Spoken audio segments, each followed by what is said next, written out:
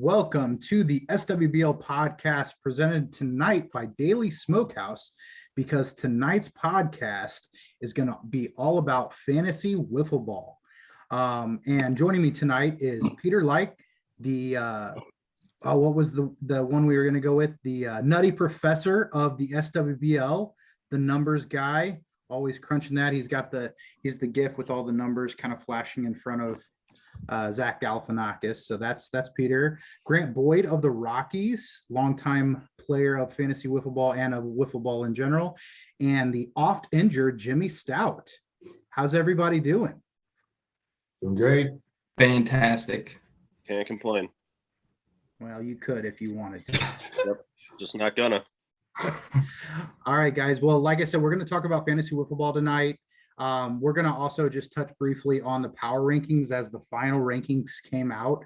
Obviously, the grades were coming out as the captain interviews were released over the past 2 months.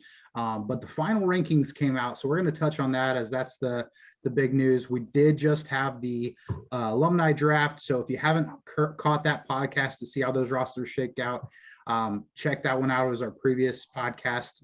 And then again, we're going to get into fantasy wiffleball. We're going to break it down to its basic form. We're going to break down the rules just in case there are new players or players who are interested in playing for the first time. Peter's going to break all that down. Then we're going to get into some of the nitty gritty and what these guys think as they're looking at values of players, how to build rosters, what they think may or may not come to fruition from a production standpoint of these guys and how that impacts a fantasy roster. So any final thoughts, any final questions, guys, before we jump in? I would just say that we're here to help people make some money, kind of like financial advisors in a sense. Very smart way to think of it, for sure. All right, well, let's jump into it. The power rankings, like I said, they just came out, and in this order from top to bottom, this is how it played out: Twins, Yankees, Orioles, White Sox, Astros, Rockies, Athletics, Expos, Marlins. So let's go in this order for your answers: Grant, Jimmy, and then Peter. So what were your guys' impressions when the final rankings came out? Grant? I think they're generally pretty solid. Can't really argue with the top three. The Rockies are underranked every year, so no surprise. I think if I had to pick a team, though, that was, most likely to flop, though, it would be the O's. Too many cursed players on their team. Sam Skibby himself, Pete, and the Brewers, they were so good for so long, couldn't get it done. And then I think Brett's just cursed. So yeah, he's not on the Rockies at least, right? Yeah. So I'm good with it in general. I think after those top three, though, it really all the teams are kind of tight from there. Yeah. Jimmy, any thoughts? Yeah, I agree. Like I said, the only thing there's a couple things two teams that I switched around, and this is just going on a field, but I feel like you could almost switch the White Sox and the Orioles. I know on paper the Orioles look dominant, but kind of like Grant said, they kind of got that curse. And then also it's almost like if one or two of those guys can have a down season, which, no offense, Pete, but everyone on their team's kind of had that before. Sam's going to be super busy with everything going on for season 20. He can still be just fine out there on the field, but one, two of those guys don't have a good season, it could really affect that team. I think the White Sox just, they're young. They got the youth. They got a lot of talent. They got two lefties, which can mean a lot of big doubles from them, a lot of base running. So those are two teams that maybe I switch. And then also the Expos and the Marlins. I think the Marlins should be ranked ahead of the Expos. I think they got more talent. I think, they get 3 wins last year? Yeah, Yep. They had the same record as the Expos. Yeah, and I just think they got a little more talent. Adding Jordan Smith, is that his name? Yeah, to the roster. He's a good player. So those are two things I'd switch around. Peter, you want to defend the Orioles or jump in here with any of your other thoughts? Yeah, I've spent a lot of time defending the Orioles for the past couple months, but I think the pre-rankings are largely correct. They're safe. especially when you look at the top 4 teams and then the bottom 2 teams. So as much, issue I have with some of the ballots individually that went into them, because I know they were just terrible. It came out okay, but I will say that this is typically never how it plays out at the end of the year. I mean, the Rockies consistently get no love, and they've won a couple championships. The Royals and Brewers have been ranked high and then underperformed. Rest in peace to both of those franchises. The Yankees have been like 500 every other year. Whenever they're ranked high, they poop the bed, and then sometimes they kind of surprise you. So, and then the Expos surprised everybody a couple years ago. So it's definitely not how it's going to end, but I think it's a safe way to start. Yeah, I think, it certainly seems like you give the top 2 teams their due. They were in the championship last year. It was a great game, walk off. The Twins haven't made any changes, but at the same time, when you're the defending champs and you have 2 of the previous 3 or, however many years MVPs on that team, and then the Yankees had Gus, who is perennially, top 2, top 3 player in the league. Makes sense. The White Sox and the Orioles, people are pretty high on paper, and then you have the Astros and Rockies, kind of, and the A's battling out for that 5th spot. I agree that I think the Rockies are always kind of undervalued, and they're, like you had said, they won championships, but they've never missed the playoffs. They're the only team on here that can say that, if you exclude the 2 new teams, right? So without any kind of record, but that I think that kind of 3, 4, 5 spot is going to be a real battle. And I could even see, like you said, the Marlins or even the Expos going 4 and 6. It wouldn't, at the end of a year, if they were 4 and 6, it wouldn't be that surprising. It would be more surprising, I think, if somebody went 0 and 10. But and if one of those teams goes 4 and 6, it really means there's going to be a really big race for those last couple wild card spots. So, Jimmy, you kind of mentioned what you would change and kind of flopping the White Sox and the Orioles, but I'm curious, Peter and Grant, like if you guys would change anything. Everybody seems pretty okay with this, but if you could change anything, what would you change? For me, I would I jumped to the Rockies. We got the Rockies at 6, perennial playoff team. So we're basically saying they're not going to make the playoffs. So like, it's never worked in the past. And them losing Kyle Breida, and who had his worst year ever probably last year. He's retired. Rest in peace. But he finished outside the top 30 in average and home run rate, and he led the league in strikeouts. So them being able to replace that with the 2 new guys from Wiff, who clearly know how to play wiffleball, that's going to be a big improvement.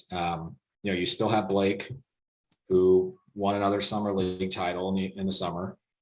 Chad was a top 5 pitcher in every pitching category that matters. And he threw 5 complete games. It was his first year, so small sample size, but I don't think anyone's doubting what he can bring to the table. And you still got BK left. So to me, it's easily the Rockies, maybe jumping them ahead of the Astros, immediately. Yeah, actually, I haven't been saying this, but I've heard some people like Peter calling you guys the Astros. So I would flip Rockies and Astros just based on that. Okay. So would you guys say then, like my next question was going to be which team is overrated? Would you say it's the Astros, or would you pick somebody else? Well, I'll jump in because my answer is the Astros. It's kind of awkward to start off with. Who am I talking to? A Rocky and a couple Astros, but hey, that's okay. John Callaway, he's gone. So he made up 30 to 40% of the hits, the homers, the RBIs, the runs. Now you got a tough division draw you didn't get the Expos or the Marlins. Then you got the tier 3 Orioles. So I'm sure the Rockies are sitting here like, what the hell? Why are we 6? But not just the Rockies that that they're ahead. I think also you gotta think about the Athletics.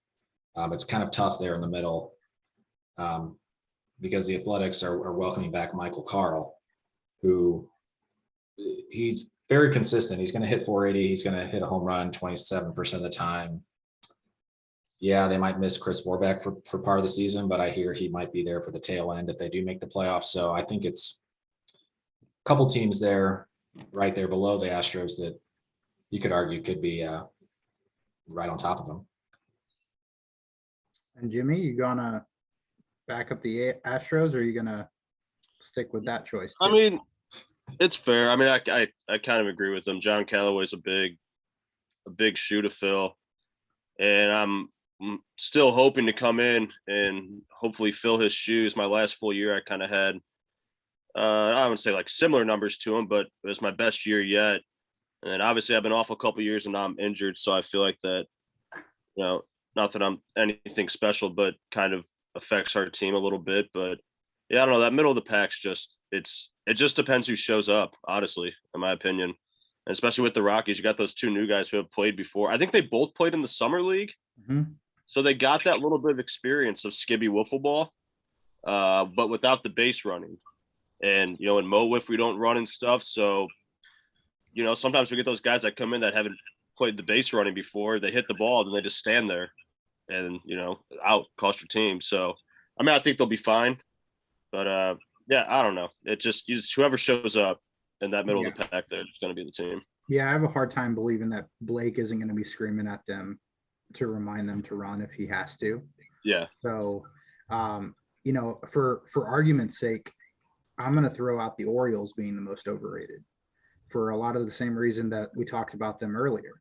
I mean, especially if you consider Brett and Sam being on the same team, they have a huge history of being a one and done team in the playoffs every year when they were with the Cardinals. And then, like you said, you know, 4 of the players are coming off of teams who didn't make the playoffs last year. So while on paper, they have a ton of experience and history behind them, you know, it doesn't mean that they're in their peak performance of what we can expect all the time from those players. I don't think Sam's schedule and all the stuff he's going to do, while it is more this year with season 20, the guy has been doing more and more every year, and he still performs as a top 5 player. So I don't think that's going to play any kind of factor into it.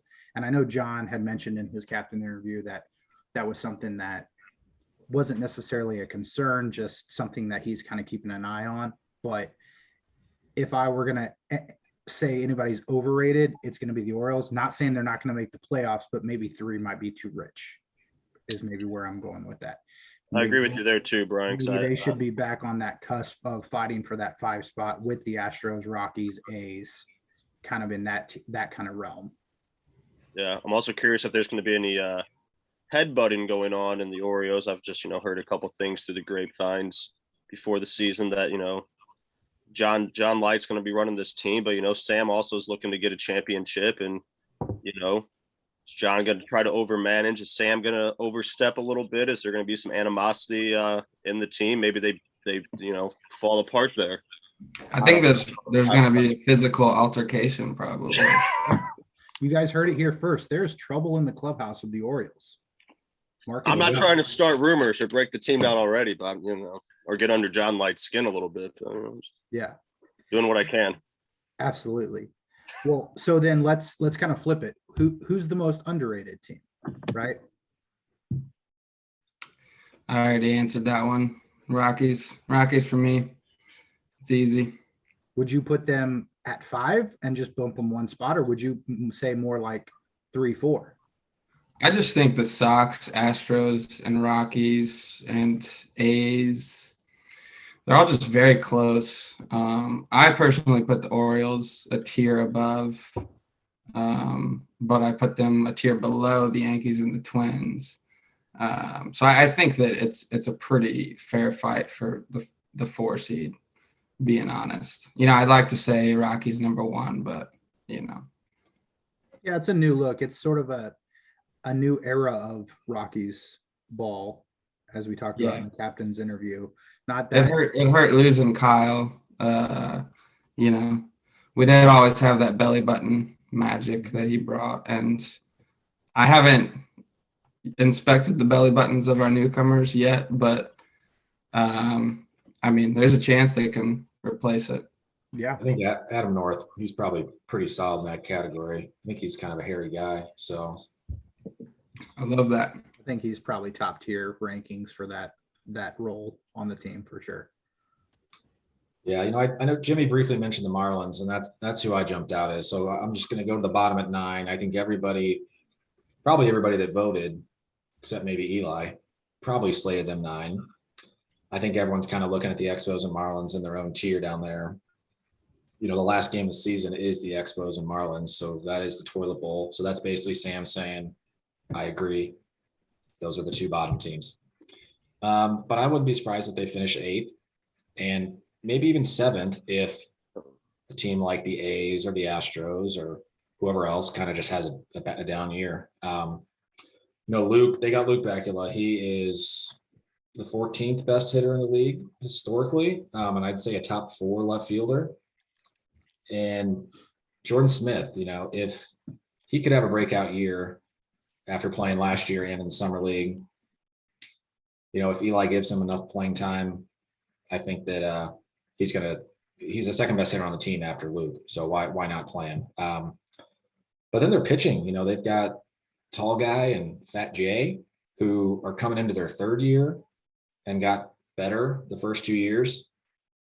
Fat J, he's like top 9 and ERA, WHIP, home runs allowed. I mean, those guys are getting better. They're probably going to eat all the innings and focus on pitching. So if they unleash Jordan Smith early and often, I think they have a great chance of trumping the Expos. They finished with the same record last year, the Expos with Brett. I think the Expos without Brett is a different story. Not to discredit Jeremy Worrell, who should fill that pitching void a little bit, and he's going to need to have a hot bat. Him and Jimmy both are going to need a hot bat to keep the Expos afloat. Yeah, and you never know. I mean, after last year, I think Brent went 1-3 or 1-4 or something like that. I can't remember his final record, but not the best year on the mound for him. So, and granted, some of that is, the fact that he doesn't get as much run support from that team. But, if Jeremy can come in and win 2 or 3 games for them, that's already a boost on the mound compared to what Brett provided last year. So that could change things. So. Yeah, definitely Brett's worst year in a while. But, hopefully he can turn it around. Yeah, well, he's done that before too. So he's come out, he's had down years and then come back and been a Cy Wiffle finalist before. So, well, let's jump into the Wiffleball fantasy realm. And Peter, like I said, I'm going to hand this off to you to kind of go through the scoring breakdown, how all the scoring happens so people can kind of keep track of that, the roster rules and how that works, and then what prizes you can win should you decide to play SWBL Fantasy Wiffleball. So Peter, take it away. Thank you, Brian. So as far as, the entry fee, $10 for a lineup, 15 for 2 or 20 for 3. So really economies of scale there, pick a couple teams, save a few bucks. As far as the scoring goes, so we've got hitters, you're going to get a point for every home run and every hit, and then a quarter point for every run and RBI. So last year we saw Corey McCarthy finish with 58 points, Spencer Bogad 53, Blake 52. They were the top guys in the high 50s. As far as pitching, you'll have a couple pitchers, a lot of categories. I won't go into them, but guys who can throw shutouts, guys who throw complete games will be hot. Point for every strikeout, things like that. Even if you get a rare save, it's 1.5. Last year we saw Jackson Crossley, win the Cy Wiffle. He finished with 67. Jimmy Nelson finished with 63, and then Will Rath finished with 57. So a little bit, those top 3 pitchers a little bit higher than the top 3 hitters. And I think we know pitching's your thinnest position, maybe 20 guys that are going to do most of the pitching. So you'll definitely want to focus on that. But we can't forget about fielding. You'll have one fielder as well. 2 points for an assist and just 1 point for a put out. Because I think, catching the ball, especially as a pitcher, being tossed to you from an infielder is not as tough as actually making the play and then tossing it to the pitcher. So definitely value the assists more. And you get -2 for errors. And we all know those can happen. As far as fielding, even though Chris Metter won the Platinum Hands, it's actually Brian Kenny who finished with 65 points. Luke Bacula close behind with 62. Jackson Crosley with 55. So when you look at those together, it's fairly close in how each position is going to play out. The top 5 hitters, pitchers, and fielders respectively finished with averaging 59, 53, 54. Then the top 10 hitting, pitching, fielding, 52, 49, 47. So you're within 5 or 6 points at each position. Probably the most potential to get the highest score would be a stud pitcher, and then a hitter, and then a fielder. So each roster will have 3 hitters, because we are still a hitting league, and then 2 pitchers, because every team needs 2 serviceable pitchers to make the playoffs, and then just 1 fielder. So you'll spend every player's valued at 50 cents up to $5.50. So you'll spend a $20 imaginary budget on 6 total players. So $3.33 per player if you're trying to budget like that. So yeah, those, as far as hitting, the past 3 MVPs, Corey, Spencer, and Gus, they're $5.50. And then you've got a couple other former MVPs and Sam and Scott at $5. Then there's another 11 guys at $4.50. From there, it gets kind of, muddy in the $3 to $4 range. As far as pitching, you've got 4 guys at the top at $5 each. That's Jimmy Nelson, Jackson, Will, and Brett. Then you've got the Skibby brothers coming in at $4.50. 3 more guys at $4, and then you kind of get jumbled up there in the $2 to $3 range. As far as fielding, you got, of course, Metter and BK at the top at $4.50. 7 guys in the $4 range. That's largely your permanent left fielders, or your guys who are always going to be in left or pitching, but going back and forth. And then maybe even and then in right fielders, your Kevin Pulleys, your Steve Hayes kind of coming in right under that. So that's kind of how it plays out. Everyone can look at the sheets and crunch the numbers, think about who they think's overvalued, undervalued, come up with a team or 2 or 3 or however many, and have a chance to win some prizes here, which at a minimum, depending on how many rosters we get, we'll pay out the top 3. So first place would get a $25 daily Smokehouse gift card, $30 in cash, free entry to Fantasy Wiffle next year, 12-pack of domestic beer of their choice, and an SWBL branded bottle opener and the new vinyl sticker that Sam Skibby is so excited about. Second place, you get a 12-pack of beer, bottle opener, free entry next year, and a fancy sticker. Third place, 6-pack of beer, bottle opener, and a sticker. So if we get enough interest, as much as I'd like to see, maybe 30 plus rosters, there'll certainly be some more cash to throw into those top 3 places. So that's kind of how it works. So then I have a sticker no matter what. I'm sure you can. I bet there's going to be one. I think you can purchase them. You can definitely purchase it. You can, there might be some in our swag bags that we're all going to be getting as players. Let's hope. Well, so if a player or a person is wanting to participate, where would they find the players and values at, and how would they go about entering, and when is the due date by, Peter? All great questions. The new and improved website is where you'll start, skibbywiffleball.com. I believe that Sam was able to usurp that URL from Edlow, who was selfishly holding it hostage for the past 6 or 7 years, hoping to kind of extort some money from Sam, but I don't know how he did it, but Sam got it back. You click on the media tab up top, and there's a fantasy Wiffleball drop down.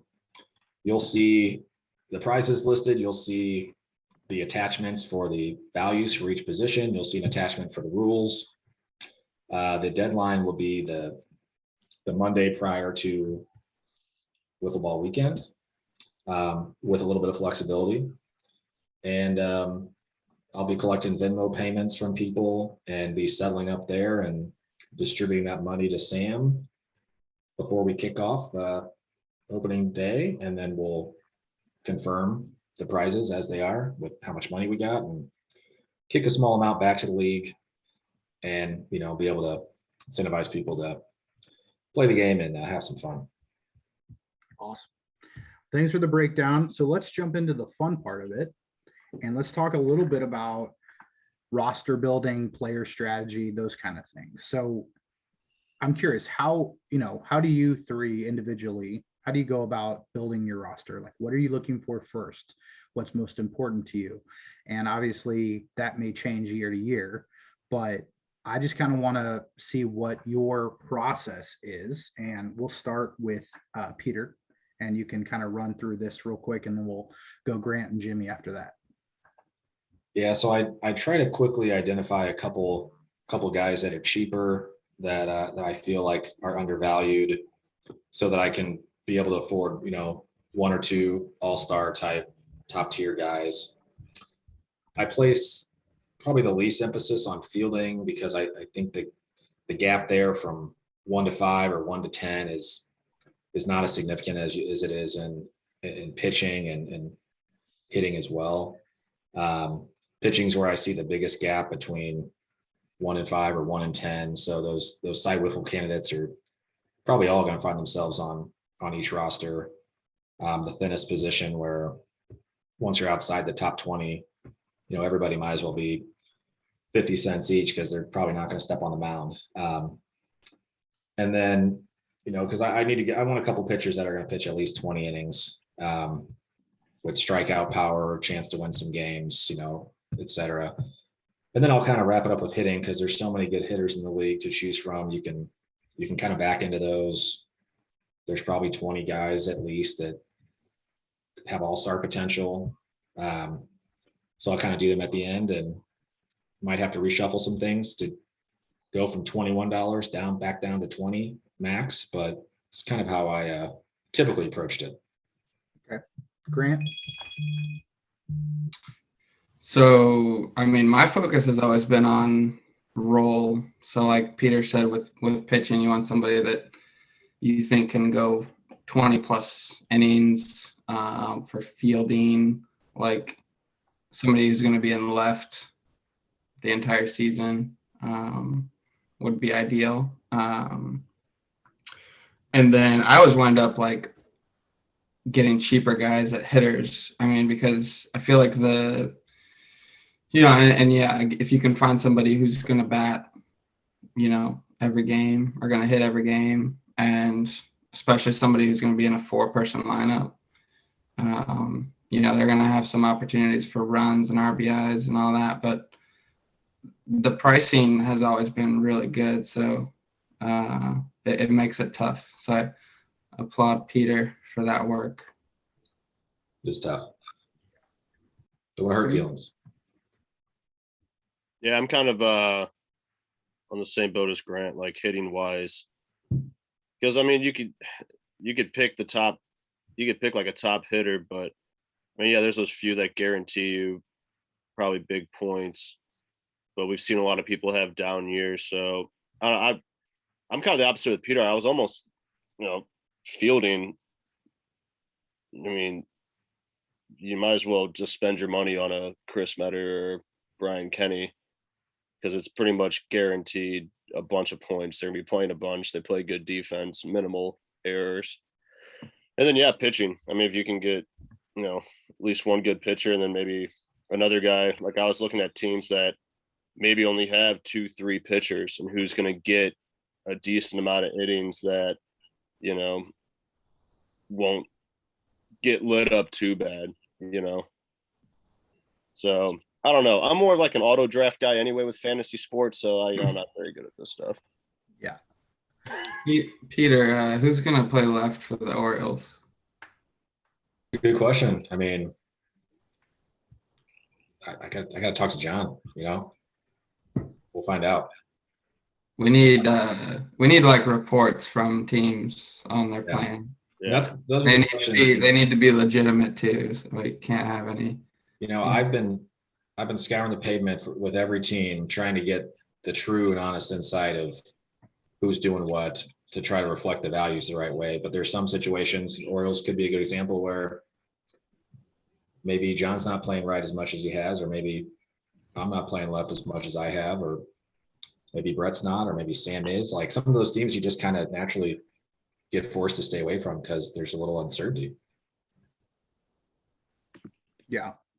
Well, let's kind of jump into some of these players here. So, the first thing I kind of wanted to talk about was the undervalued, and we'll kind of go in each facet, and we'll go undervalued and overvalued, but pick two players. I want each of you to pick two players who are undervalued as hitters, and we'll start with hitting. So Grant, why don't you lead us off here and let us know who you feel are underrated hitters, or undervalued, I should say. I'll start with BK as my first. Again, I plan on spending down quite a bit. He's somebody who's $3. He's going to be batting every game in a 4-person lineup.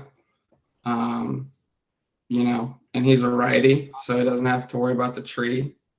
And he could, he's got some of that dad strength now at this point. So I could see him having a big year. Mm-hmm.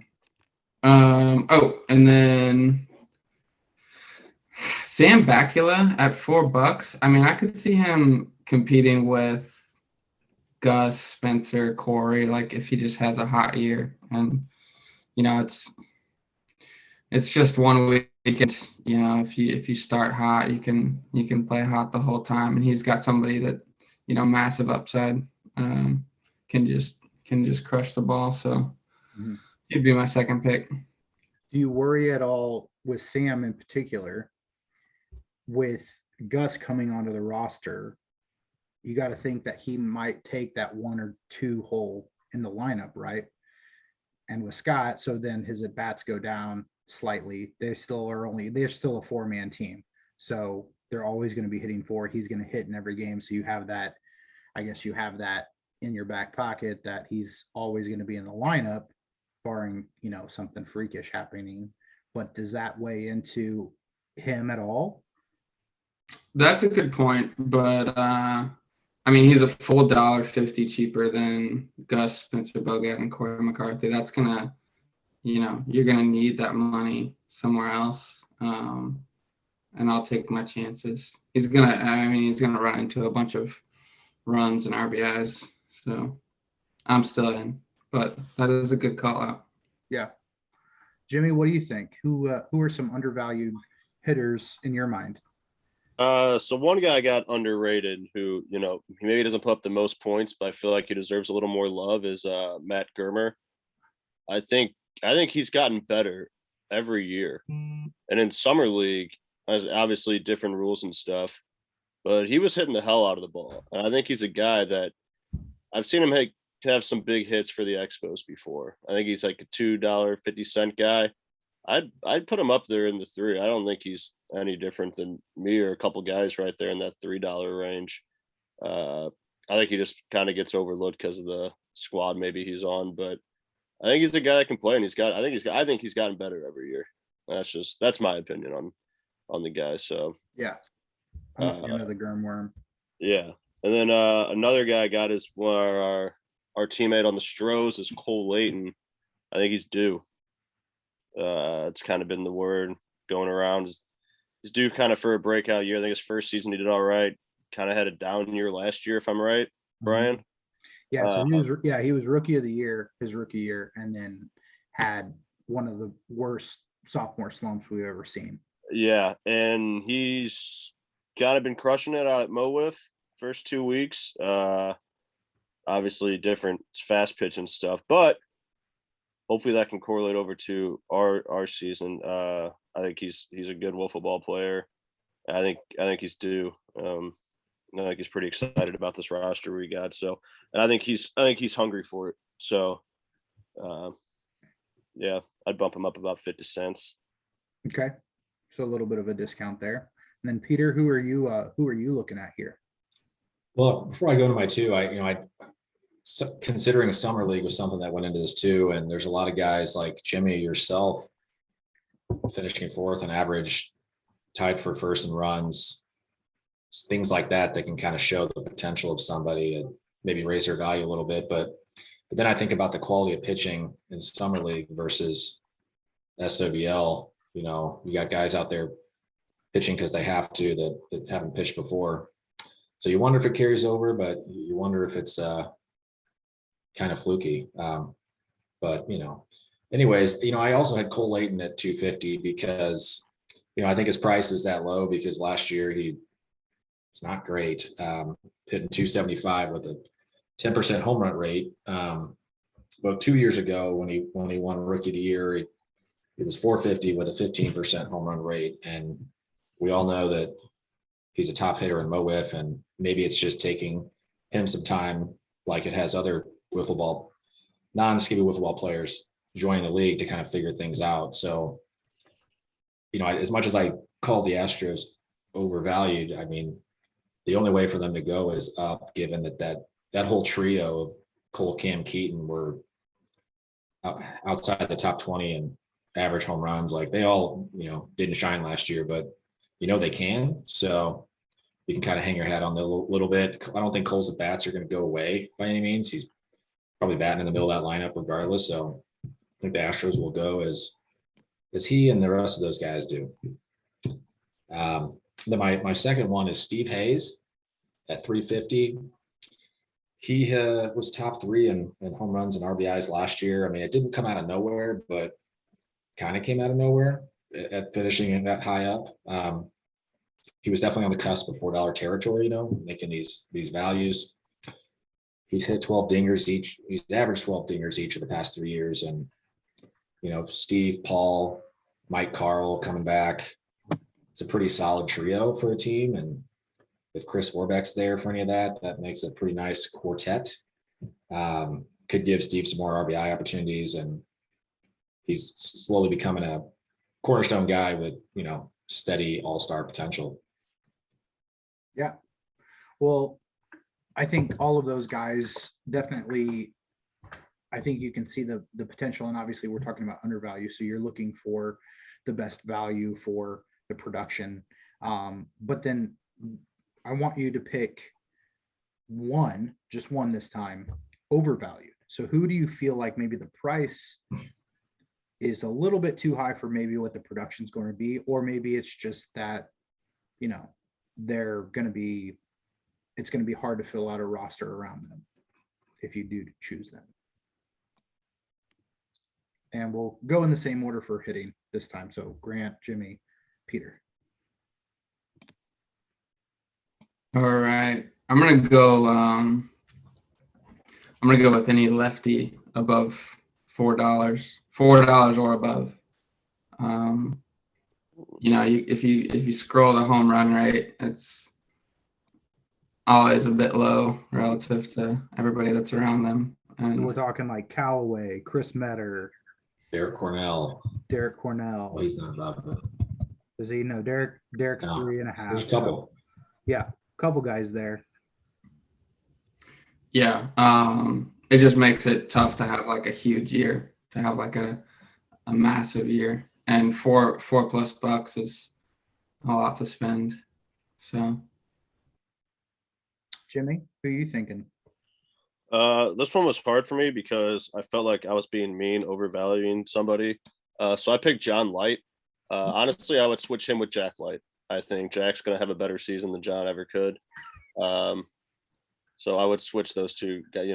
What is he, $1.50? I think that's, I don't know. Maybe Peter's just being nice to his brother, but I think that's absurd for John Leicht. Yeah, you could get Jack for a whole $1 cheaper. Yeah. I think the production would be better from Jack. He played in summer league. He's got the experience. And It's then more Peter- summer league experience than John had. Yeah. Yeah. No, I couldn't really think Well, of anybody else. Like, I'm gonna John- pick a fun one, but I agree with Grant though, like the lefty thing. I didn't really think about that, but that is true. I mean, like, obviously a guy like John Callaway has the power, but that tree just like it just screws you. Well, John, just off the last comment, John Leicht will also remind you that he did win a championship in summer league. So Yeah, okay. this past year, Yeah. His In team. summer league. yeah, he was on the winning team. I know.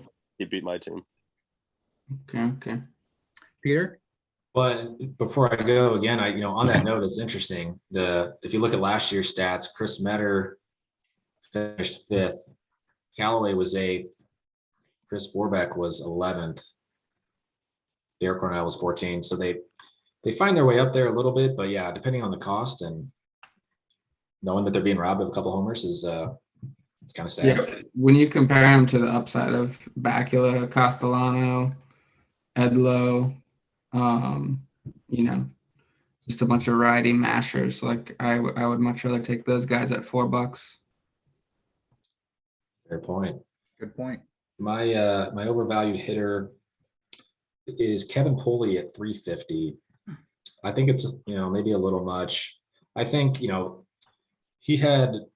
might have had his worst year ever last year. He had the lowest average in the league and the second lowest home run rate among full-time hitters. So you might be wondering, why is he 350? I think being the fourth hitter, I think you got Sam Bacula batting third, Kevin batting fourth. Being the fourth hitter in that lineup is going to provide some potential, and I think a lot of people are confident that he's better than he showed last year. So you can't give him price too low, but even at $3 or maybe even $250, I'd probably just look elsewhere for someone else with a higher floor that's been steady year to year. So as much as I think the Yankees are going to crush the ball, that's one player I'll probably stay away from. Yeah. One thing I'll just throw in, it's not an overvalue, it's just something I noticed. But you've got Jackson Crosley coming in at $4.50. This will be his first, well, I guess his second full-time season in hitting. Now, we all agree that Jackson has been an underrated hitter for a long time and didn't get the at-bats and playing time he probably should have. But he's coming in at the same price as guys like Patrick Gotti and Blake Spencer. Yeah. Just something I wanted to point out there. Because he's locked into a full-time hitting role? I mean, they have 5 players, but from the captain interview, it sounds like they want to ride with the majority of the time a 4-man lineup, and that he's pretty much part of that core 4. Who else are on the Yankees again? On the White Sox? Oh, the White Sox. Oops. Yeah. It's Callaway, him, Ty Butler, Derek Cornell, and Leon Cherry.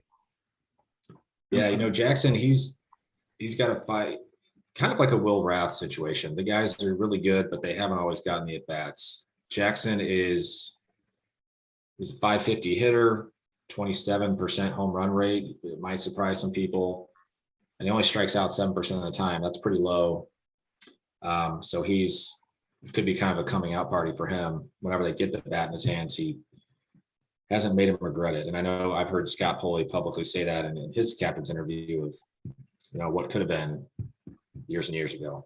Yeah, just maybe dark horse candidate for MVP there, because I mean, he's, like I said, he's with names right now, at least from a fantasy wiffleball standpoint, guys like Blake Spencer, Patrick Gotti, who get mentioned in MVP races all the time. And guys above him, the guys above him have all won MVPs, I think. So maybe a dark horse MVP candidate right there. And I don't know if that's a value or not, but he's not 550. So, all right, well, we're going to do the same exercise, but we're going to move to pitchers. So 2 undervalued and 1 overvalued. And Jimmy, we're going to have you lead us off on both, and we'll kind of go in the same order. Just Jimmy starting us off. Okay. Underrated. Let's start off with our teammate Cam. He's pitched pretty good. But I think he's due. I think he could definitely be valued higher as a pitcher. I mean, the guy plays year round nonstop. I just think he's on a mission to dominate both the plate and on the mound. I think also, we have David, him and David are two go-to guys. I think just knowing you have another pitcher behind you to where if you are slacking, can back you up if needed. It just kind of gives you more confidence, I guess. And I think he's just one of those guys that's on a mission to keep proving himself and be one of the best players in our league. So I got him. And then another one I got, I can't think of anybody, but I went with Jeremy Royale because I think he's going to see a lot of innings with the Expos because they lost Brett. All they have is Jimmy. And if Jimmy has trouble with the new radar this season, with that knuckleball not be able to control it, I think Jeremy's going to see some innings. I think he's just an underrated pitcher in our league right there in the middle of the pack. I think he's got good stuff. And his ERAs might not show it, but I think maybe that also just comes from lack of innings too. So he's a guy that I would look out for with the Expos. I wouldn't take him lightly. If you're not facing Jimmy and you got to face Jeremy, it's, he's got stuff. So. Mm-hmm. Yeah, I would agree. I mean, obviously I'm a fan of Jeremy's and he's been put in some tough spots in the past with the Astros, which has probably contributed to his ERA to an extent, but at the same time, it's going to be interesting to see how that unfolds with the radar gun with Jimmy. But if I were a betting man, I would say that their plan is to pitch Jimmy in 6 complete games. So you're going to get the complete game points from Jimmy, but that still leaves 4 full games for Jeremy to pitch. And that's right. The 20 innings you guys had discussed earlier. So he still has a lot of value, even if he doesn't get 5 games, like a typical split might be with a 1-2. So yeah, little thought there. Peter, what do you think? Definitely had Jeremy Royale as well at $3. He's got the 4th highest strikeout rate among active pitchers. So I think, and the ERA and WHIP, he might lose some value, but the complete games and strikeouts, I think he can make up for it. And with Jimmy as the ace, and I would assume Jimmy would be pitching against a lot of the tougher competition.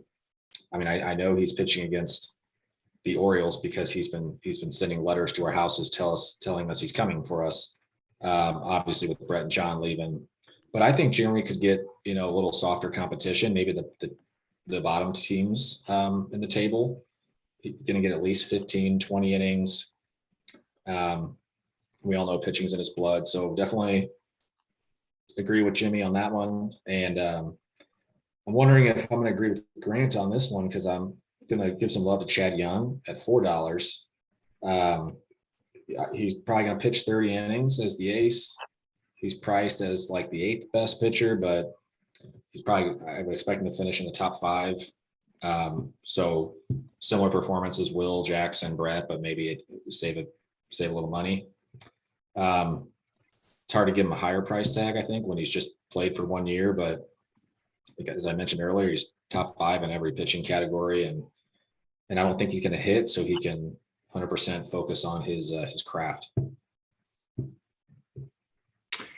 Yeah, I had Chad as one of mine too. We've got both of our new guys, Jason and Adam, I have been told are quality pitchers. So I feel like we're going to mix them in. And then we got Blake too, who can pitch really well. So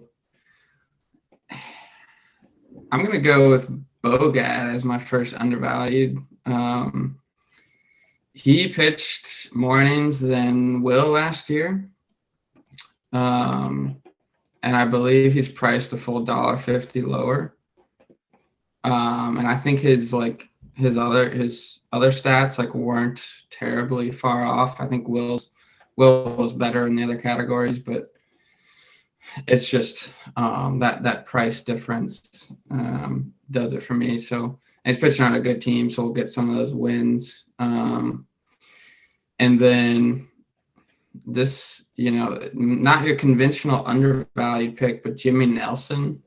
I mean, he's got like so much strikeout upside. I remember looking at his summer stats from a couple years ago, and his like K percentage was absurd. So, and I've obviously seen the knuckleball. So I think that he's the pitcher that has absolute number one upside, like no question. And he's priced the same as some of these other guys. So I'll have him in my lineups for sure. Yeah. Well, we kind of only really talked about 4 guys there. So throw 2 more names out. Doesn't matter who wants to take it. Undervalued pitchers. I mean, I would. I'm gonna throw. I feel like I could throw either. I'm gonna throw Derek Cornell out there for $3 because I was looking at. And I'll probably invest in this guy because Jackson can get 30 innings. John's Callaway said it's either Ty or Derek who's going to have to pitch. I doubt it's Leon. It's definitely not John. But Ty hadn't pitched in probably 8 years, and Derek last year we saw how well he could pitch, throwing 10 innings with pretty respectable numbers. So I know he's been working on his curveball. So I feel like Derek's probably going to get at least 15 innings with a really good defensive team, a team that's going to score runs, and could provide a lot of value. But maybe the risk is Ty Butler somehow better than him? Does he steal the innings from him? But probably a risk I would take. Yeah, I like the defense behind Derek.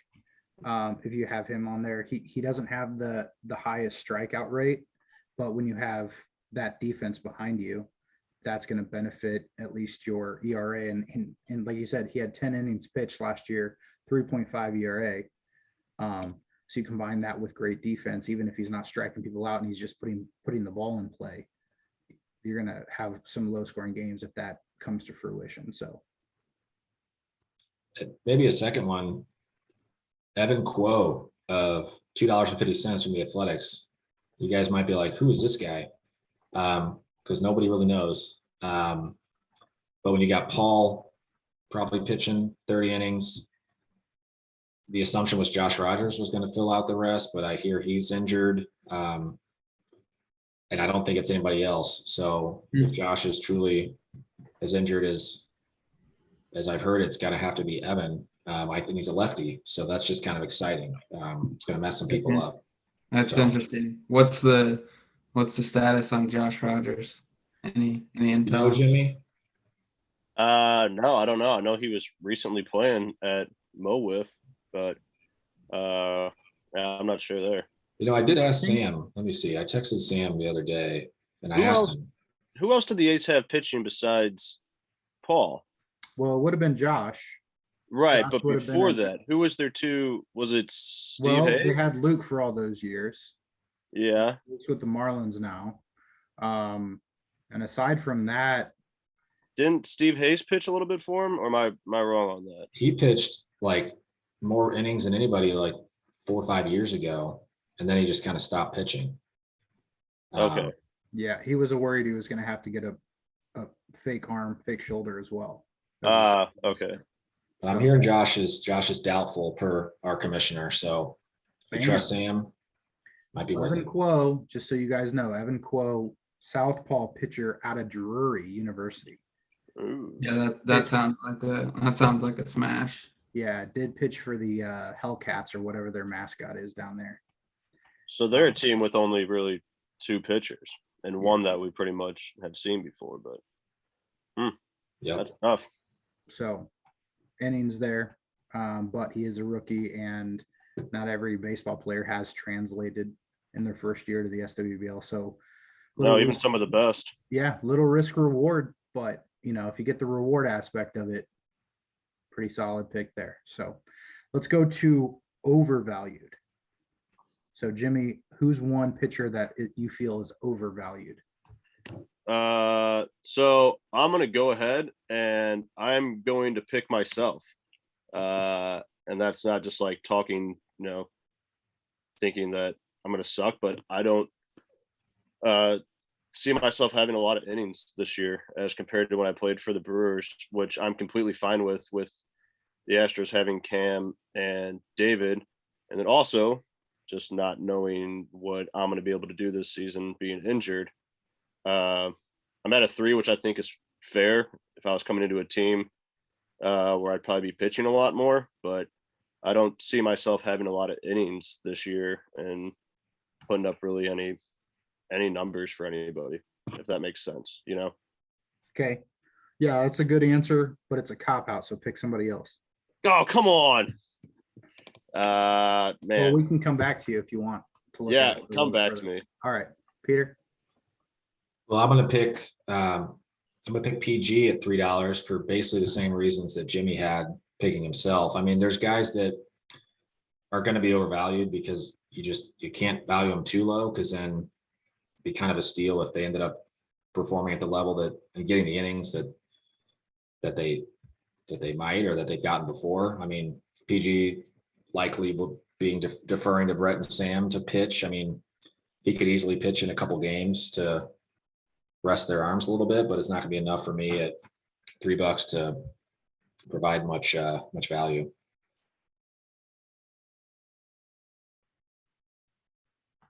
I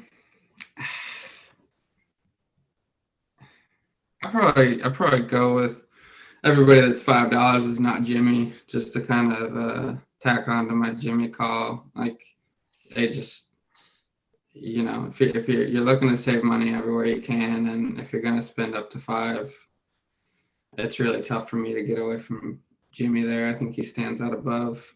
I think you could make a case he could be worth 550 or 6. So Yeah, Yeah. led the league in strikeouts for past 4 years. Yeah. Hmm. All right. All Jim. right. Just going on a whim here, I'm gonna say Blake Spencer. Just because they have 2 guys coming in that are pitchers, and if they ride with Chad being the ace, I could see maybe Blake taking the pressure off himself and seeing what those 2 guys, and he's seen them play in Mo with Jason and Adam, so he might not see as many innings as he has in the past. He might look to those guys for something different that other teams haven't seen before. And when you haven't, everybody's seen Blake pitch. And when you haven't seen guys before, you kind of don't know what you're getting out of them. Yeah, the Rockies are going to be a tough team to pick some guys on for fantasy, because I think that the pitching is a question mark after Chad. Even the hitting, I doubt Blake, BK, and Grant are losing any at bats. So which of the 2 rookies do you pick? Are they going to bat 5? If they did, you'd probably want to stay away. So it's just kind of tough overall. That might shy people away from the Rockies a little bit. Yeah. Unless Grant wants to chime in and, let us in on some secrets. I mean, I agree. I think what both you guys said was spot on. I don't even know what to do with some of that stuff. So I think Blake, in my conversation with him, he is viewing himself as the 3rd pitcher on the roster. And so I think he's looking at it more of in a hope and an expectation that Adam North and Chad obviously carry the majority of the innings, and he only comes in spot relief or even spot start if they feel like they need to eat some innings or something like that. So I think what you said, Jimmy, is spot on. Another name I'm just going to throw out to chime in here, but Edlo Donnan is valued for $2, and that's not that much. But I mean, I like Edlo, but I don't see him getting hardly any innings. He got a few in the past, but at the same time, I mean, you got Will and you got Spencer, and they're going to take 99.9% of the innings up. So $2 for a pitcher who may not even pitch is pretty tough. yeah, I'd put him down more in the 50-cent range. So Yeah, Yeah, you're lighting money on fire at that point. yeah, I think I'd put more money on Brian Kenny pitching before I'd low. So Agree. all right. And then undervalued fielders. So Peter, you've got the most experience out in left field. We're going to lead off with you on this one. So two guys that undervalued. I'm gonna go with Derek Cornell at $3. I listened to the podcast from the captains. I talked with Derek. I was kind of surprised to see John take a back seat and let Ty play left. And I hear he's made some promises to Derek that Derek can play right to kind of get him on the Sox. So it's largely permanent right fielder, plus, as I mentioned earlier, maybe the number 2 pitcher. So that's a lot of putouts and some assists, just a lot of time out there. So I think he's going to be a good value at $3. My next one, I'm feeling kind of risky about it, but Corey Pulley, $1. Another podcast, tip that I gathered from Eli. I don't think Corey's going to hit it all, and he's not going to pitch. I mean, his offense, if you look the numbers up, I don't want to repeat them on here because it was just so bad. But I think Eli's promised him a lot of mostly permanent right field time to keep him involved. So he's probably maybe the worst permanent right fielder. Like, he's not a Kevin Pulley or a Steve, but there's some value at a cheap price if you're really looking to save. I mean, he might get 20 points, 25, when, Met or BK would be getting 40, 50. But if you save some money on splurge on Jimmy Nelson or wherever else you want to splurge, it could be a nice, stable floor. It's a solid pick. Grant, what do you think, bud? It's really hard for me to get away from the top of the list. I mean, I'm splurging everywhere but on the hitters. I don't know. I'm gonna try to. So I'm trying to figure Peter out over there if he's gonna have a really solid role in left or in the field in general. That seems pretty nice at $350. You got to think that price tag alone might suggest that maybe I'm not, playing as much left field, possibly. Interesting. I thought the prices were some sort of model that had nothing to do with personal inside information type stuff. You're telling me there's something in there? Yeah, for you guys doing the podcast and for those that listen, they're going to pick up some tips here, I think.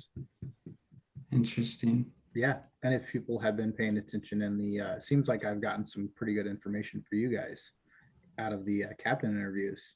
So hopefully people who haven't listened will go back and listen in on that too. But anyway, plug for the podcast. If you like, hit that like button, subscribe. Anyway, keep going. All right, we'll say no more. Peter's he's now my overrated pick. But BK is the other underrated pick. I mean, we gotta lean back on the fact that he's a full-time dad now.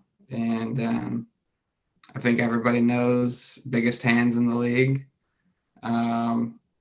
If you see a fly ball to left and it looks like it's going to go over the fence, who would you take in left? I mean, obviously Metter's up there, but BK would be my pick. There's no question. So Yeah, he's a wild man. yeah. He, balls hit over the fence. He says, "What fence?" And Yeah. And he's just he knows exactly where the fence is, Yeah. and he's keeps his poise. Yeah. He's a baller. Jimmy. So underrated. My first one is going to be Matt Germer. I think he's going to be seeing nothing but left field this season for the Expos, if I'm correct. I can't Uh, remember the last couple seasons where he's been at on the field, just because I've kind of missed. But Well, based on past history, he's got the most fielding experience that left on the roster. So the logic is that he would play left field. right, and I think he's going to be good in summer league. He was good. He's a hockey goalie. I mean, that's got to play into some factor there on the third. You know, being in left field, you got to have some reflexes. And I was pretty impressed with him in summer league. He was on my team and he played a decent amount of the left side there, and he made some big plays. And I think he'll shine there. And another underrated. I'm gonna go with Derek Cornell. I'm gonna believe he's gonna see right field a lot, but the more I'm thinking about it now, I don't know what that White Sox team's gonna do fielding wise. There's a lot of talent and skill there with Ty and John and Derek. But I'd imagine, I know Derek's played some right field before. I'd imagine they're going to give the fielding to him. And he's a damn athletic guy. So I think he's a guy that can get you some points over there. They could play musical chairs, put anybody anywhere, and Yeah. be just fine. On the the Germer comment is interesting because you look at it and you kind of think, well, he probably is playing left full time, so maybe he should be 350 like Cole Layton, who's expected to play left but not really as proven. But then you think about all the strikeouts that Jimmy Nelson's going to get, and like not as much action, Right. live balls in the field. I feel like that might have been the factor that led me to value him where I did, if I'm remembering correctly. Yeah. I mean, I'd really only put him up like 50 cents more, and kind of like for what you said. But then also, if people are catching on to that knuckleball, he gets a lot of ground balls, those one hoppers. Yeah. That's Yeah. easy money for Germer down there. Yeah. Well, you brought up Cole Layton, and that was somebody I was going to mention. But besides the Twins and the Rockies, and maybe the Expos now, if that's what happens with Germer, Cole Layton is the only other guaranteed full-time left fielder. Now, that's, again, barring errors, and if that's the case, your season's in the toilet anyway if you pick him. But the plan is for the Astros for him to be the full-time left fielder moving forward. So when you consider him at 350, when you know he's going to be in that prime spot for every inning, every game, and you only have two other guys, and they're the top two other valued players, maybe a little bit of a steal there. Yeah, he was kind of I was kind of going back and forth between him and Derek on who I wanted to pick.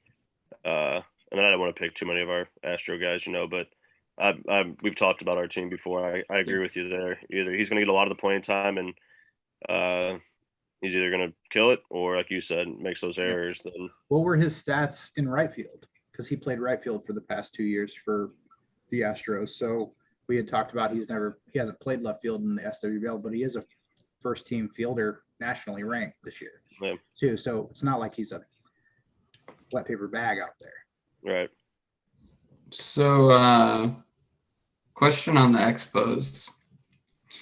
We have Germer as full-time left fielder, it looks like, and Evan as full-time right field. Where is that reporting coming from? I don't know. I'm less sure on Evan, but the Germer just makes sense to me. And from summer league, it just feels he played a lot better. I'm not doubting him in left, but Evan, like I feel like they've played him in left in the past. So even if he only gets a handful of innings over there at $2, that's interesting. Yeah. That's I agree. And if he's in right, for other innings. Yeah. I agree. You got to put the hockey hands in left. Yeah. If you've got hockey hands on your team. When speaking of right fielders, these prolific right fielders that we've had guys who have come on as full-time right fielders who have won gold hands, have been discussed for platinum hands, even in right field before. I know that they're valued a little bit less, but I mean, looking at the list here, the top right fielder is full-time right fielder is who? Spencer. Steve Maybe Hayes? Corey McCarthy or Oh, Steve. full-time right fielder. Well, I was saying like full-time. So like Steve, we don't expect him to pitch, right? Very much, if at all. So like Steve Hayes is your top right fielder and he's at $3.50. I don't know. What are your guys' thoughts on taking a right fielder, a guy who's going to be that cornerstone there for a team? Yeah, I think go ahead, Grant. I mean, that's where I'd start my overpriced list, honestly. I don't want any part of it personally.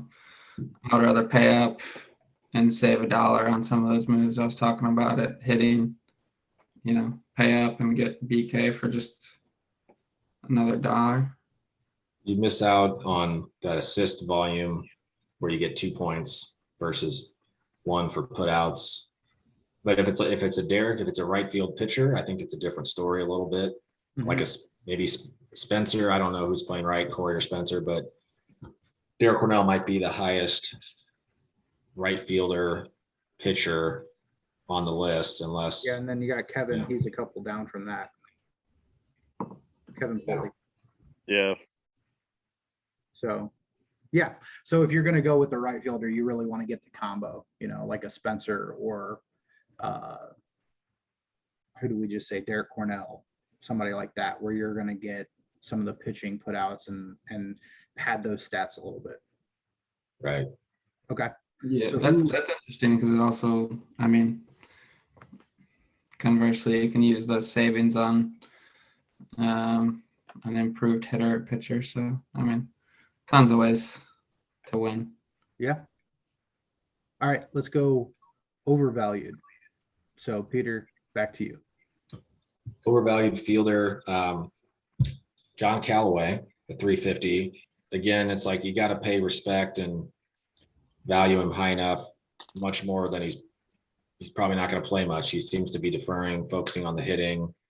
He'd normally be a $4 guy, but we've heard him, make some promises to his team on the podcast. So if he were to break those promises selfishly to get more playing time, I just think that's bad juju for the Sox. I don't see him doing that. It's a good pick. Grant? I'm sticking with Peter as my overpriced. As of 7 minutes ago. Yeah, we got some good intel on this podcast, actually. So Yeah. scratching them off. What if I told you I was playing a combo of left and right? Is that sexy enough? I mean, at 350, yeah, honestly, that is nice still. So, all right, I'm back in. Yes. Undervalued. Let's go. Jimmy, who you going with? So kind of sticking with the Orioles, I'm gonna overvalue Sam Skibby. Are we calling them the Oreos? That's what I've heard.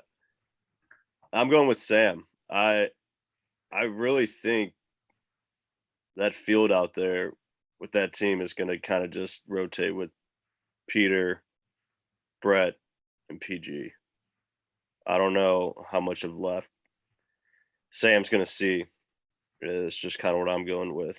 Yeah, I think I would go with a different rotation of Peter, Brett, and Sam in left, and have PG sticking more to the right field and pitching, if anything. Yeah, well, if that's the case, though, you're splitting up innings between 3 guys, Right.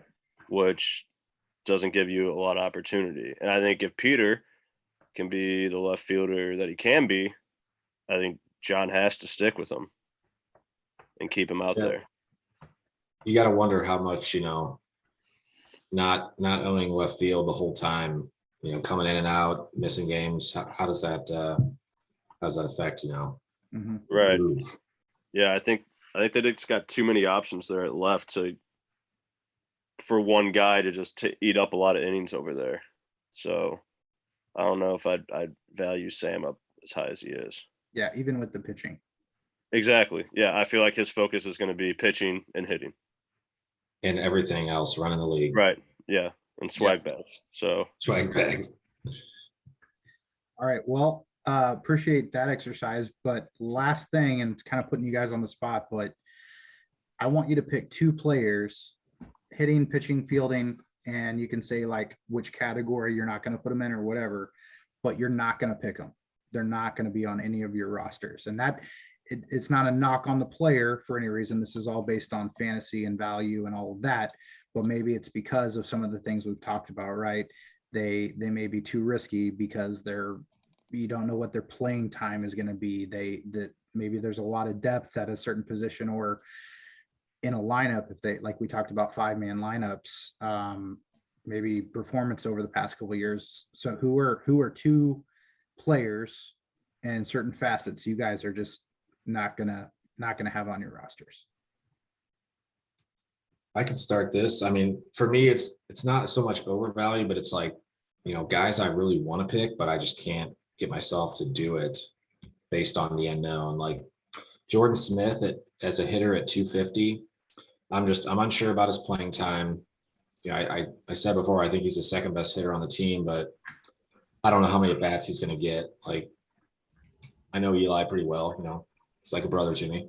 The rest of the Marlins roster besides Jordan is like just a bunch of bromosexuals with serious camaraderie and a history. So like, will Eli have the cojones to bench one of his good friends early in the season and let Jordan take over? I don't know, but and I talked myself out of it just knowing that the Marlins offense historically is about 4 runs a game. So even with Jordan, there may not be a super high ceiling, but I like the price that he's at. And then my second one is Will Rath at $4.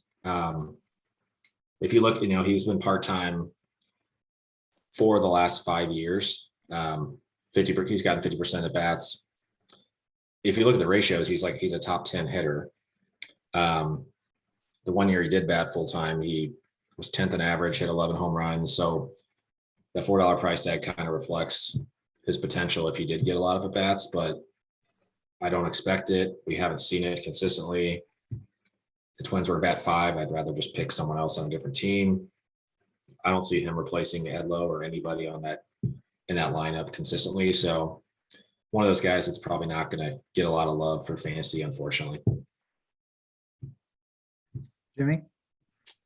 Yeah, that was kind of one of my picks too. Even though we've talked about that, if I was the Marlins, I would have Jordan Smith batting as much as possible.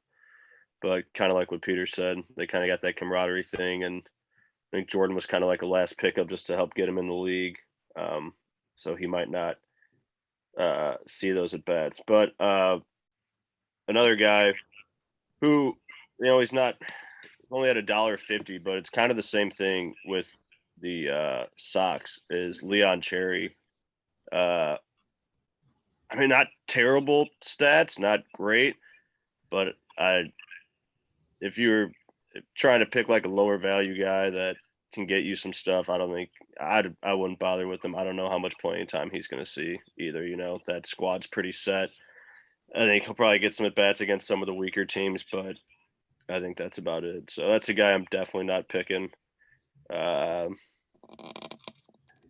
thought you were going to say John Leicht. I thought about it. I was gonna go maybe even better with Kevin Weetucker, because I don't know if that guy's gonna get out of Shantytown the whole weekend. Yeah, he might just be over there looking for his gnome, just coaching away, getting hammered, which is great. I appreciate that. But yeah, I mean, that's another guy. Damn, you kind of screw me there taking Jordan Smith there, Pete. Those were kind of my 2 guys. So great minds think alike. It's a good one. Yeah, It's okay. You threw a couple names out. Grant, who you gonna kind of stay away from? Just based on price alone, I'm gonna pick some guys. So I can't see myself taking Gus or Corey McCarthy.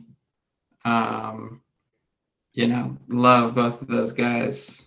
And they could have huge years at the plate for sure and make me look like an idiot, but you know, I don't think I'll have them on my fielding teams or pitching teams. I mean, I think Gus, we talked about the price. You guys know where I'm going with pitching. So yeah, I mean, Gus, great Rocket League player. I would take him in Rocket League. You know, he's probably good at Pokemons too, but you know, I'm not going to take him in fantasy Wiffleball this year. So those two, the Corey McCarthy and Gus, were the two you picked. Yep. All right, cool. All right. Well, that is going to end or wrap up, I should say, our fantasy wiffle ball discussion. Before we move on to the unknown, is there any final thoughts about fantasy wiffle ball? Any last minute thoughts? Maybe something we haven't talked about you guys want to mention before we move on? I was trying to pick a team, and I was like, oh, you know, I was like, I'll pick Spencer, just kind of see how the money works out. And I don't think it doesn't work picking a guy that high. I mean, it might guarantee you points, but then you go down, you try to find two good pitchers with innings, and you kind of screw yourself.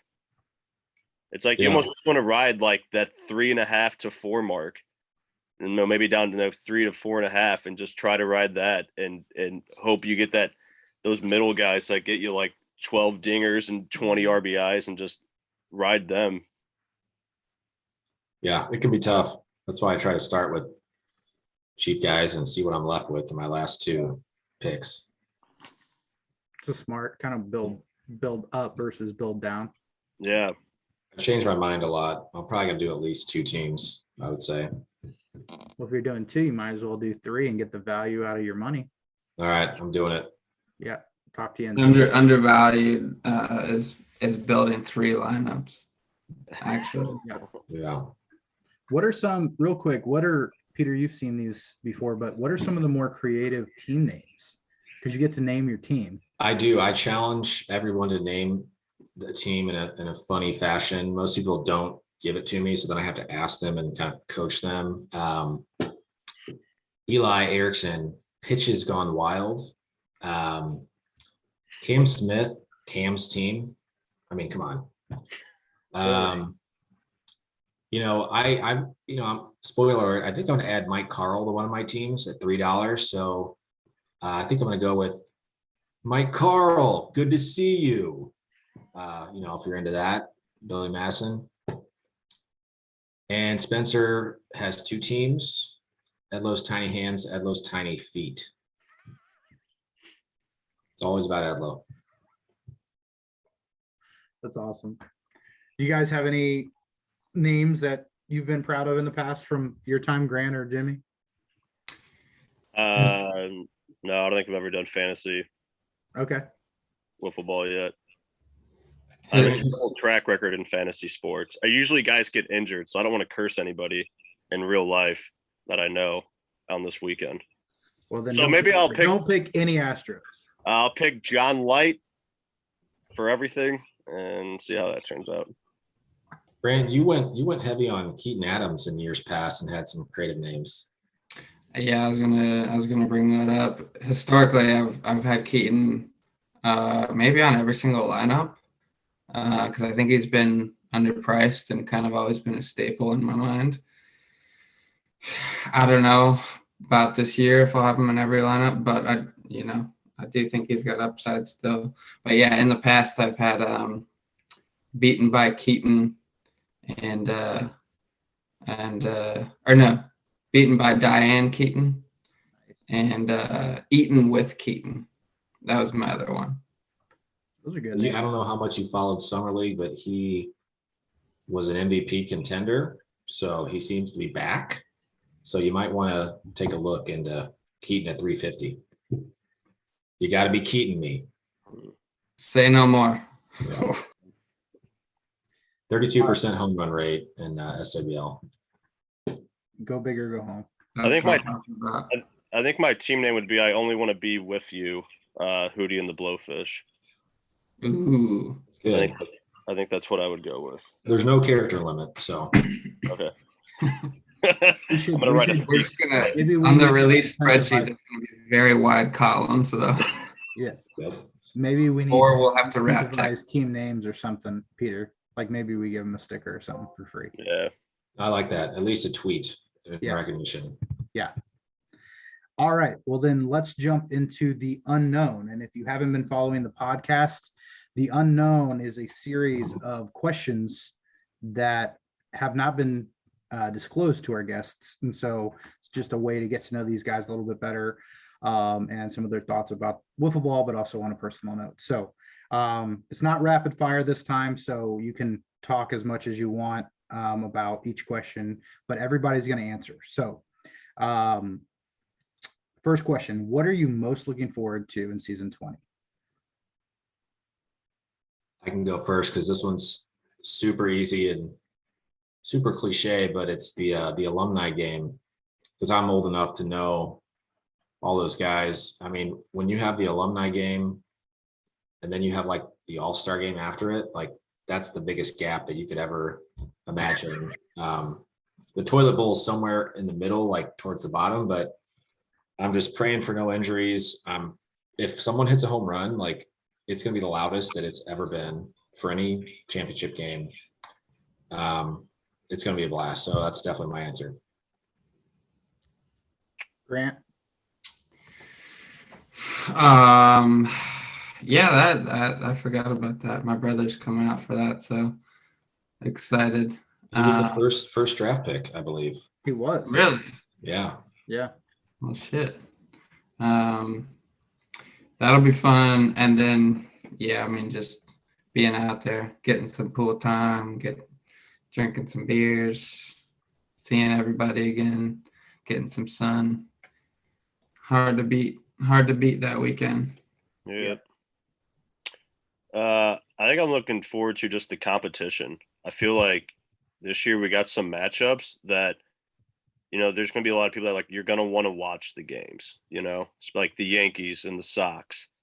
There's a little bit of a story there. I feel like there's some stories this year that are going to be fun to sit back, grab a beer and watch some good wiffle ball games, some real competitive bouts out there.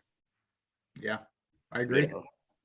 I mean, we talked about the race for those last couple playoff spots and how everybody is talking about how they expect it to be a tight race and potentially tiebreakers coming into play and everything. And if that's the case and it works out that way, then I think it'll be one of the more fun and competitive seasons we've ever seen. And that's just going to make the weekend better, especially Monday with all those division games. So I feel like as players it keeps you excited when almost like every game matters. You don't got a team that's just kind of like moping around because the season's over. Like it's like you said, it's a fun competitiveness. It's not, it's not the end of the world if you lose, but you want to go out there and for a weekend and just compete and watch some good wiffle ball.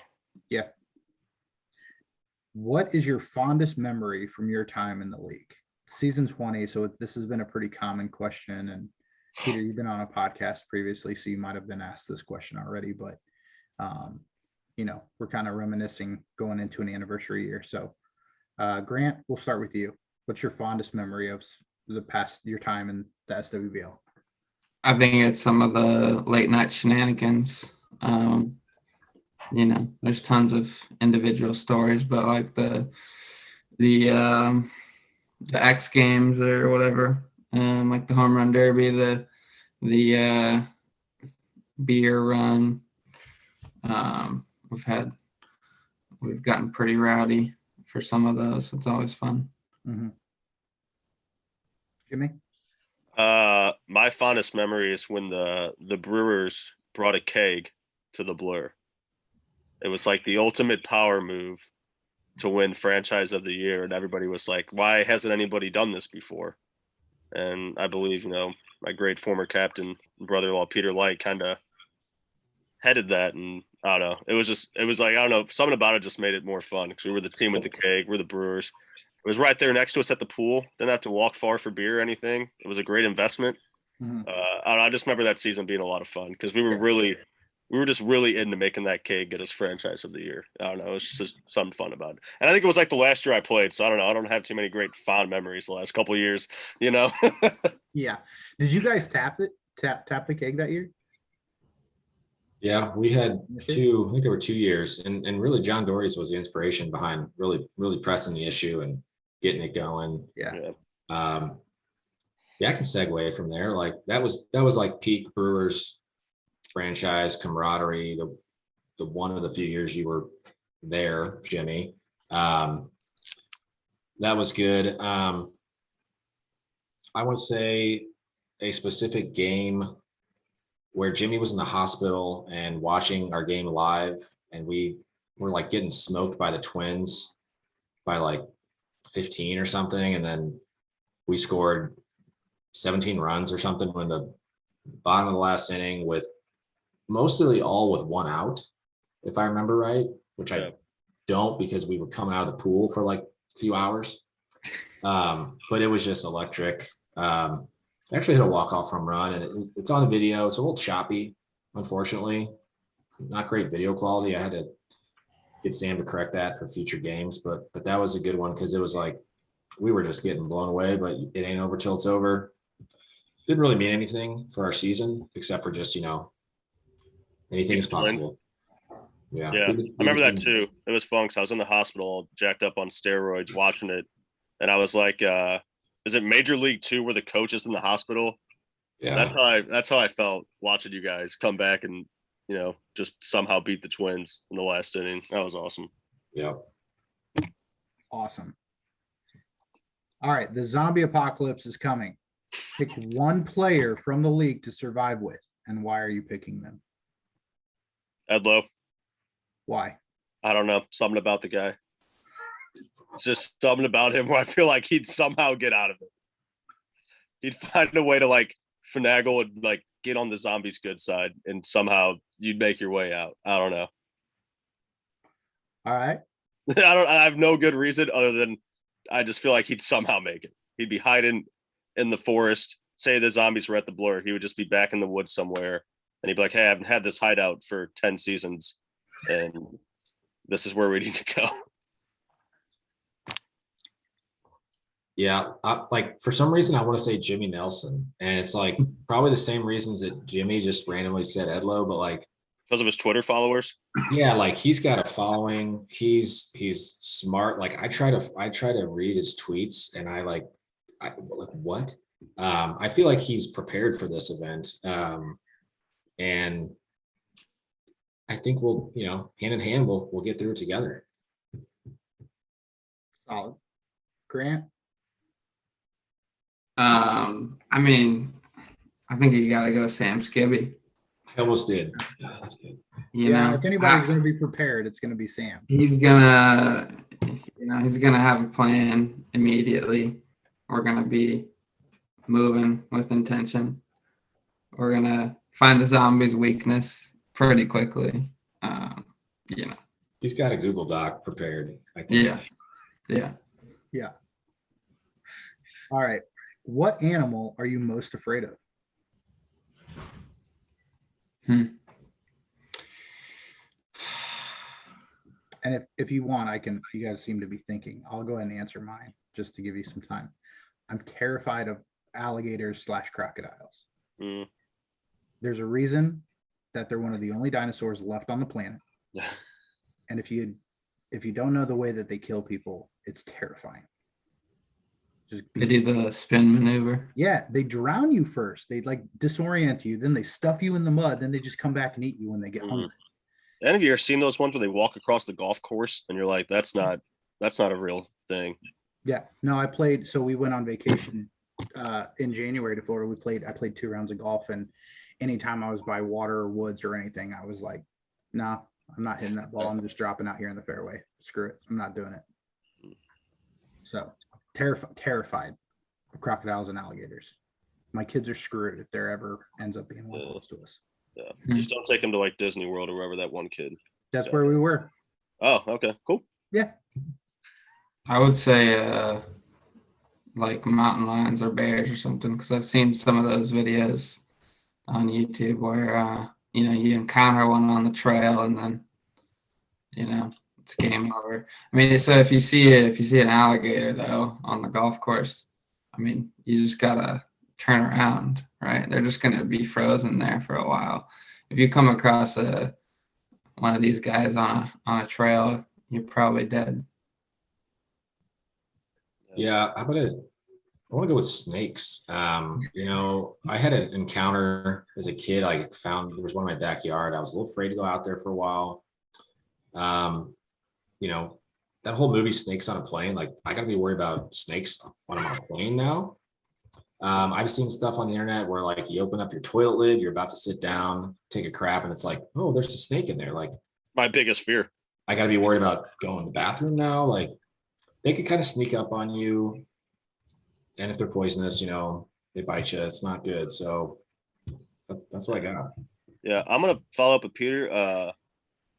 It's snake, but bigger. The anaconda, and I think it's because I saw the movie Anaconda with Jennifer Lopez and Ice Cube from '94, and for some reason I just always figured an anaconda would somehow make its way to the Midwest and just show up in my basement, and they eat people like whole.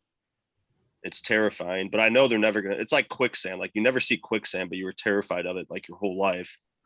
But same thing with an anaconda. I still feel like one could eventually make its way out of the Mississippi down by the arch, and then the next thing you know, it's just eating me. Yeah, it's gonna know where you are in the city and target you specifically. Yeah, probably. It's gonna. How can I make things worse for Jim Stout? Yeah. And then that's what's gonna happen. It'll probably happen around this time next year. All right. Other than your own team, who would you bet on to win the championship? Wins. Yeah, the Twins. Mm. Could have had somebody from the Twins on here. I'm just gonna switch it up, and I'm gonna go with the Yankees. All right. I think Gus can really charge that team to the finals. All good picks. All right. Well, again, I want to thank you guys for being on here and talking fantasy wiffle ball with me as we prepare for season 20, which is less than a month away, just a few weeks. So we are ramping up. We've got one more podcast coming at you guys. We're going to be doing a season preview. And after that, we are going to be at the Blur for season 20. Again, want to thank our podcast sponsor for tonight, Daily Smokehouse, our sponsor for SWBL Fantasy Wiffle Ball this season. And that's it, guys. It's been a lot of fun. It's been fun to get some new faces on here and different opinions of things. And it's just been fun talking wiffle ball with you guys. You guys have any final words that you want to get out there? Game 1 in 2 weeks. Expos and Stros. It's gonna be huge. Excited. Like 2 weeks. Yeah. Well, it will premiere right before the season, so it's important to us too. But it will premiere, I think, the 25th, 24th, 26th, something like that, right before the season. All right, guys. Well, thanks again for coming on. I appreciate it. It's been fun, and we'll talk soon. Thanks, Brian. Thanks, Brian. See you guys. See ya.